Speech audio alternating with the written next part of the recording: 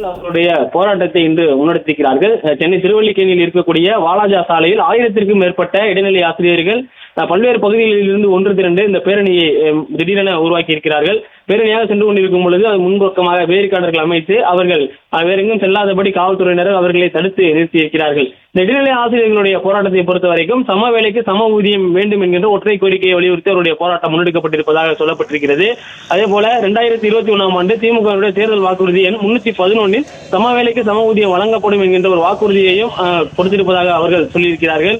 அதே போல திமுக தலைவர் மு.க. ஸ்டாலின் அவர்கள் எதிர்க்கட்சி தலைவராக இருந்த போது சம வேலைக்கு சம ஊதியம் வேண்டி போராடி கொண்டிருந்த இதே இடைநிலை ஆசிரியர்களை சந்தித்து மு.க. ஸ்டாலின் அவர்கள் இந்த நியாயமான கோரிக்கை சரி செய்யப்படும் எனவும் அவர் உறுதியளித்திருப்பதையும் அவர்கள் மேற்கோள் காட்டி அவருடைய கோரிக்கையை நிறைவேற்ற வேண்டும் என கூறிதான் தற்போது இந்த 15வது நாளாக அவருடைய போராட்டத்தை முன்னெடுத்திருக்கிறார்கள்.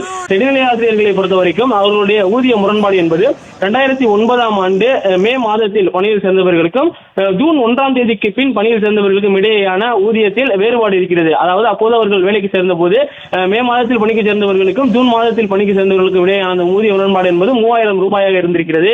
அது 16 ஆண்டுகளுக்கு கழித்து தற்போது 16,000 ரூபாய் வித்தியாசமாக மாறி இருக்கிறது. அதனைத்தான் இடைநிலை ஆசிரியர்கள் கோரிக்கையாக வைத்திருக்கிறார்கள். ஒரே பள்ளி ஒரே பணி, ஆனால் ஊதியம் மட்டும் வெவ்வேறு. அதனால் சம வேலைக்கு சம ஊதியம் வேண்டும் என்பதை வலியுறுத்தி தான் தாங்கள் போராடி கொண்டிருப்பதாக அவர்கள் தெரிவித்திருக்கிறார்கள்.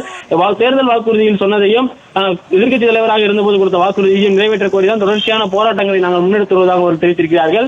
முதலமைச்சர் நேரடியாக தலையிட்டு இந்த பிரச்சனையை சரி செய்ய வேண்டும், அவங்களுடைய கோரிக்கையை நிறைவேற்ற வேண்டும் எனவும் அந்த போராட்டத்தில் ஈடுபட்டிருக்கக்கூடிய இடைநிலை ஆசிரியர்கள் கோரிக்கையை வைத்திருக்கிறார்கள். அரையாண்டு விடுமுறையில் தொடங்கிய அவர்களுடைய போராட்டம் என்பது தற்போது பள்ளிகள் திறந்து ஒரு வாரம் ஆகிவிட்டது. 15 நாட்கள் ஆகிவிட்டது அவர்களுடைய போராட்டம் தொடங்கி.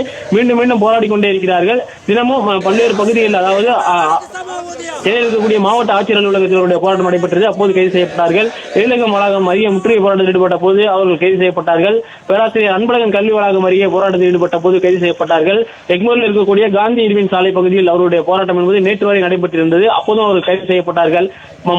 பகல் 11 மணிக்கு அவருடைய போராட்டம் என்பது நடைபெறும். அதன் பிறகு 12 மணிக்கு காவல்துறையினுடனான பேச்சுவார்த்தை நடைபெறும். அதன் பிறகு ஆசிரியர்கள் காவல்துறையால் கைது செய்யப்பட்டு வாகனங்களில் ஏற்றி வெவ்வேறு திருமண மண்டலத்தில் அடைத்து வைக்கப்படுவார்கள். அதன் பிறகு விடுதலை செய்யப்படுவார்கள். இதுதான் 14 நாட்களாக நடந்தது.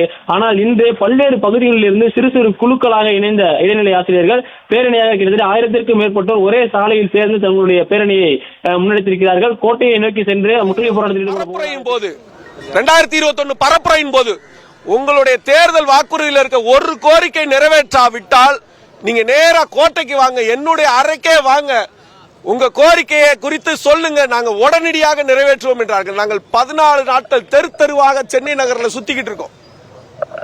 ஒரு ஆசிரியர்களை இவ்வளவு அலக்களிப்பது எந்த வகையில ஏற்படுது? ஏதாவது ஒரு நாட்டில் நீங்க கேள்விப்பட்டிருக்கீங்களா? இத்தகைய கொடுமை எங்கேயாவது நடக்குதுன்னு கேள்விப்பட்டிருக்கீங்களா? தமிழ்நாட்டில் மட்டும் நடந்துகிட்டு இருக்கு, தொடர்ந்து நடந்துகிட்டு இருக்கு. இன்றைக்கு கோட்டையில முதல்வர்கிட்ட நாங்க கேட்கறதுக்கு தான் வர்றோம். உங்களுடைய கோரிக்கை, நீங்க கொடுத்த கோரிக்கை, நீங்க கரம் பற்றி கொடுத்த கோரிக்கை, நீங்க 525 கோரிக்கை வச்சிருக்கீங்க. 525 கோரிக்கை நீங்க கரம் பற்றி கொடுத்த வாக்குறுதி அல்ல, உங்க காதுக்கு வந்த கோரிக்கை. ஆனா இந்த கோரிக்கையானது எங்கள் கரங்களை பற்றி, நான் வந்தால், ஆட்சிக்கு வந்தால் கண்டிப்பாக சமவேளைக்கு சமூகம் தருவேன் 2 முறை நேரில் எங்களுக்கு வாக்குறுதி கொடுத்தீங்க. நாங்க உங்களுக்காக நின்றோம். ஆனா இன்றைக்கு நடுத்தரில் நாங்க நிக்கிறோம்.